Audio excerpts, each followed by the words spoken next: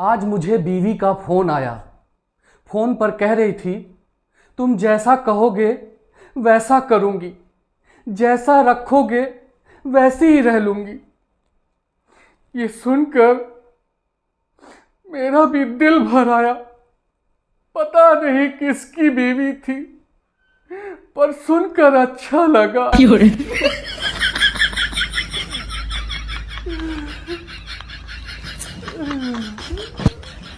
आज सुबह मैंने और पापा ने मिलकर बड़ी मुश्किल से माँ और पत्नी का झगड़ा शांत करवाया।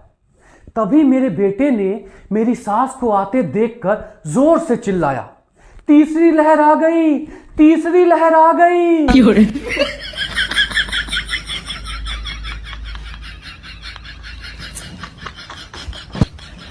एक बार मेरी पत्नी ने बड़े प्यार से मुझसे पूछा, मैं कैसी लग रही हूं? मैंने कहा, अच्छी लग रही हो। तो वो कहती है, इसी बात पर तुम मेरे लिए एक शेर सुनाओ ना। मैंने कहा, ठीक।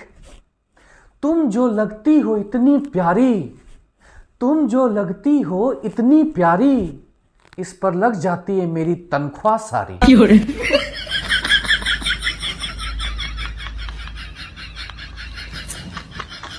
लोग कहते हैं कि भगवान ने हर लड़के की शादी के लिए एक लड़की बनाई है, पर मेरी वाली मिल क्यों नहीं रही है?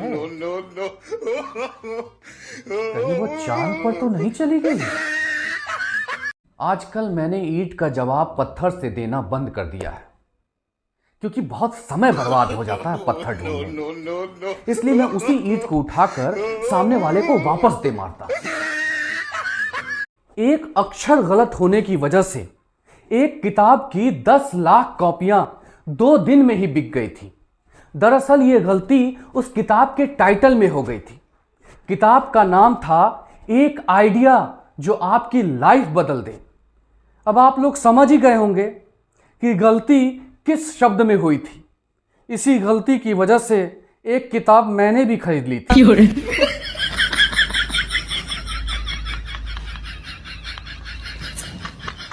कल मैं अपनी पत्नी से चोरी के बारे में बात कर रहा था।